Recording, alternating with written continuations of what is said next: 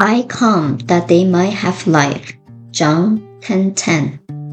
Let us turn toward the Son of eternal life, the spiritual sun that cannot set and forever rises on the horizon of our own experience. Definitely and deliberately, we let go of every lost hope, every fear of want, every sense of lack, every hurt, because today we leave the tomb of doubt and enter the sanctuary of certainty. We roll away the stone of uncertainty from our consciousness. We find the resurrected, the divine, and God-intended perfection and wholeness. We let go of every belief that we are lost or forlorn, because we know that the doorway from the tomb leads us away from all morbid thoughts.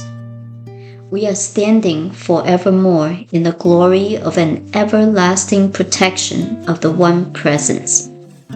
We let go of all disease and disharmony. They slip back into the tomb of oblivion, for the spiritual body now rises triumphant in every cell.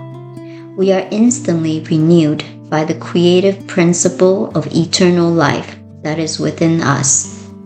We are alive and aware, and we know that the kingdom of God is here and is within us this moment. Thou art the center and circumference of my life, the beginningless and endless part of me, the eternal reality of me, the everlasting power within me. Thou art my whole being.